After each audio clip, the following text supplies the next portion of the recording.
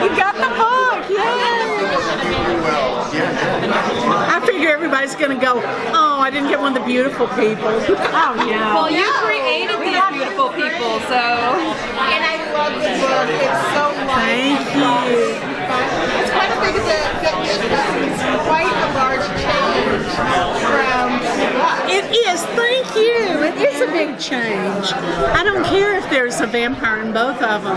I mean, this is a different book with a different focus, different goal, and it's told multiple points of view rather than single point of view like the Suki books were. So, how different is the series from the book and how were you involved with it? Did you inform them a lot and work with them? No, they're professional film people and I'm not. I'm a book writer. Of course it's going to be really different from the books in some respects. I've learned that, this is my third rodeo, so I expect that because the demands of telling a story on film are very different from the demands of telling a story on paper. But I love the way Monica has stuck to the goal, the story, the message, if you will, of my books. That sounds a little pretentious always, but it's true. I mean, I'm trying to make a point in the books, and Monica got it right away and she ran with it.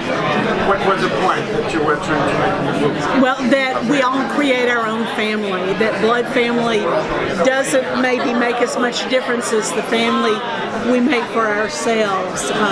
Those of us who felt like we were a little weird as kids. I know it's hard to imagine that people thought I was weird. Not really. And I love it. It's really done well for me. So you have a character named, is it Lemuel? Lemuel. Lemuel? Which was actually my grandfather's name. Really? Yeah.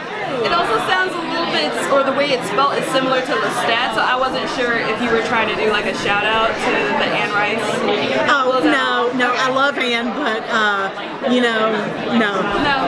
It was my grandfather's name. It's a biblical name. Oh, okay. As far as the vampire, it seems they feed off blood a little bit differently than what you're used to in a vampire. Like, how did you think of that, and did it just come to you, or?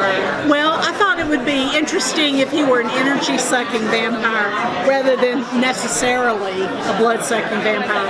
Because I've, kind of done blood-sucking vampires, and I thought it would be more fun to have someone a little different.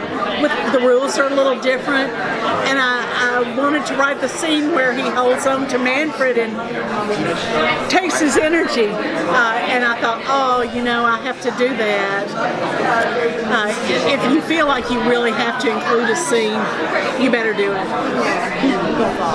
Now this series is on NBC versus on a channel with HBO.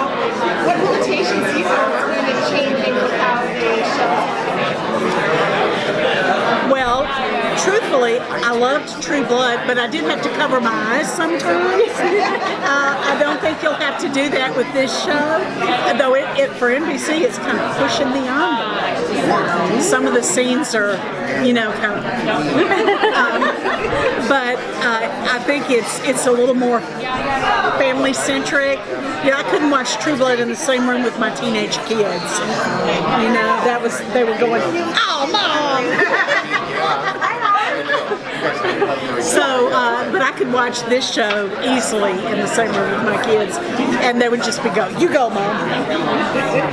How has the world of social media and fandom and just the groundswell for your projects, how has that impacted you as an author? Is that something where you're really involved, or do you kind of think of that when you're writing a new project of like, okay, I'm going to hear back from people on this, or? I can't do that when I'm writing. That is too much like self-censorship, and I don't believe in that. I'm going to tell the best story I can tell. I'm going to write it the best I can. I'm going to work as hard as I can. And the chips have to fall where they're going to fall. I can't really write to please anybody else but myself. Though, of course, I'm happier when people like it, definitely. immediately, especially after the last Sookie Stackhouse novel, when, as you know, I got terrible, vicious backlash. People writing say I curse your children. Okay, that's not fair. Me, yes. My kids, no. And now that I've got grandchildren, double no. It was kind of paralyzing. So I hope I've toughened up a little bit in case I get that kind of backlash. Imagine it. This is just such a fun, light, encompassing. It just feels very welcoming. Oh, yay. Thank you. You're my ideal reader. Did you? My roommate had done this recently a couple of weeks ago, and then we have Shakespeare. So she's getting through all of that. Midnight. In the library. Oh, good. I hope she tries the Harper books next. I haven't written a Harper in a long time, but one of those Harper books was, I think, the best book I ever wrote. So, that's just me. Did you want originally to write the trilogy, or did you want to maybe do more books, or did you just want to keep it as a trilogy? I'm just writing more books. A lot of writers I know are very careful to put the opportunity to write a script in their contract. Maybe it's lack of ambition, but I'm just not interested in doing that. That's just not my area of expertise. I love writing books. I've written graphic novels. I've written short stories. I've written a lot of different kinds of literature. I'm just not interested in getting into script writing. I think there are probably enough script writers. What's it like working on NBC versus HBO? They have been a delight all the way through. Not that HBO wasn't, but I think with HBO, I was scared. I had never met anyone in the television industry before. Here I am with Alan Ball, who is just a genius. And it was a kind of a cowing experience. But with NBC, having gone through Hallmark also, I'm just pretty much like business as usual. These are great people. They're treating me nice. I'm going with it. Oh, wow. Did you get a chance to do the fan experience outside? I did. I got to go through it yesterday. It's just amazing what they can build in such a short time. I am in awe of the people who build the sets and design all this stuff.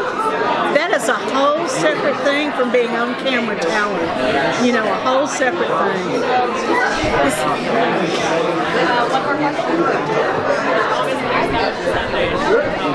Okay, super.